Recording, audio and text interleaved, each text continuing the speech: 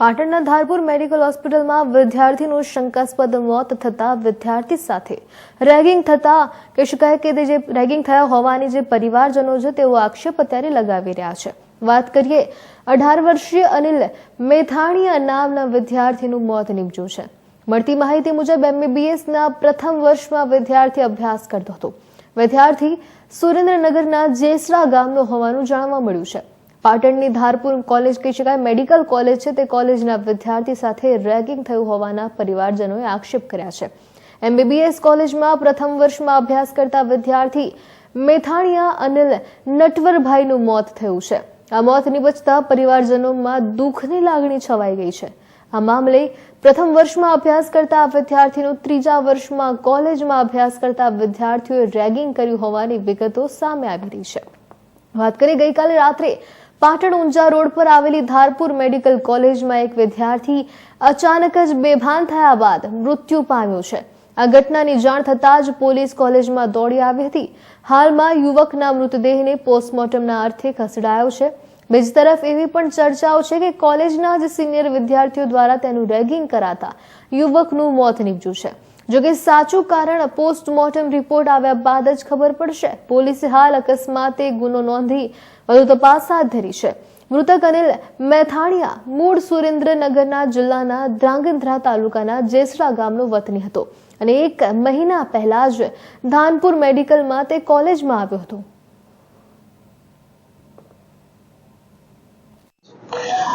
બાવીસના police station ખાતે આજરોજ નટવરભાઈ રાઘવજીભાઈ પટેલે આવી અને જાહેરાત કરેલ છે કે તેમનો દીકરો અનિલ ધારપુર મેડિકલ કોલેજ ખાતે પ્રથમ વર્ષ MBBSમાં અભ્યાસ કરતો હતો અને તેનું ધારપુર મેડિકલની જે બોયઝ હોસ્ટેલ છે તેમાં રાત્રિ દરમિયાન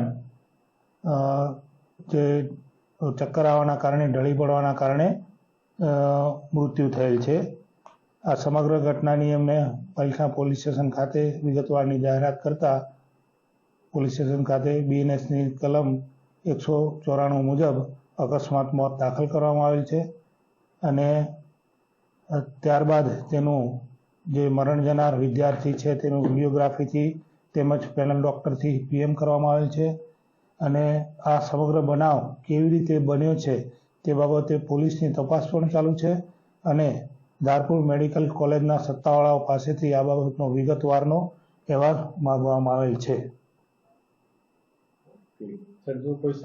તે રેગિંગનો એવો જે કોઈ આક્ષેપ થઈ રહ્યો છે એ બાબતે મેડિકલ કોલેજ પાસેથી અમે અહેવાલ માંગ્યો છે। આ અહેવાલ આવ્યા બાદ જેમાં કંઈ ગુનાહિત કૃત્ય થયેલું જણાશે તો એ ગુનાહિત કૃત્યની જે કોઈ કલમો હશે એ પ્રમાણે ધોરણસર ગુનો દાખલ કરી અને આગળની તપાસ કરવામાં આવશે।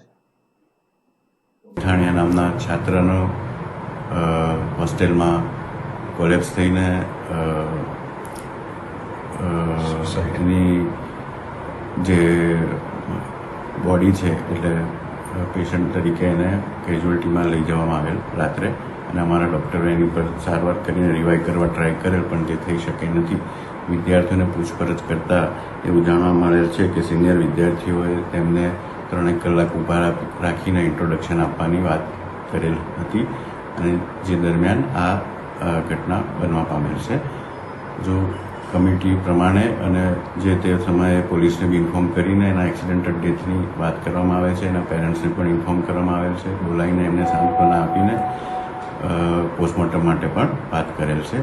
સાથે સાથે જો સ્ટુડન્ટ દરમિયાન રેગિંગની ઘટના બહાર આવશે કે એવું થશે તો તાત્કાલિક ધોરણે કમિટી મિટિંગ અમે બોલાવી છે અને એ પ્રમાણે જો હશે તો એના શિક્ષાત્મક પગલાં તાત્કાલિક ધોરણે ભરવામાં આવશે।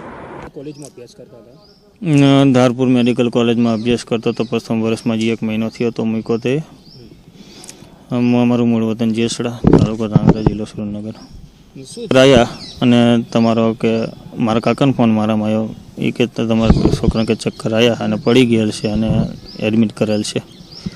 પછી અહીંયા આવ્યા તો સાહેબ એવું જણાવેલ કે મૃત્યુ પામેલ છે। છોકરાને શું શંકા છે? અમને તો જે PM અત્યારે PM અત્યારે મોકલેલ છે બરાબર, PM ચાલુ છે એનું। હવે PMના રિપોર્ટ ઉપર આપણને ખબર પડે કે શું છે શંકા એની ઉપર આધાર છે। કયા ધોરણ તકલીફ પડતી હોય એવું કોઈ? ના એવું કોઈ કોલ નહીં. હાલ કોઈ એવી માહિતી મળી કે હેરાનગતિ થઈ હોય છોકરા જોડે? ના, અત્યારે એવી વાત સાંભળી હતી કે અહીંયા કોલેજની અંદર રેકિંગ ત્રીજા વર્ષવાળા જે રહ્યા એ રેકિંગ કરતા હતા બધા અંદર રમતા હશે, ગમે તે 2-3 કલાક ઊભો રહ્યો હશે અને ઓચિંતાનો ચક્કર આવી અને પડી ગયો અને મૃત્યુ પામેલ. રેડિંગ થઈ એવું લાગે છે પેલું? રેકિંગથી વાત છોકરા અહીંયાના જે તારપુરના જે રહે છે એ અભ્યાસ કરે જે ફર્સ્ટ યરમાં એ એમ કહેતા હતા એ કે રેકિંગ ચાલુ હતું. હવે રેગિંગ કરીને નીકળશે, શું કાર્યવાહી રહેશે તમારા તરફથી?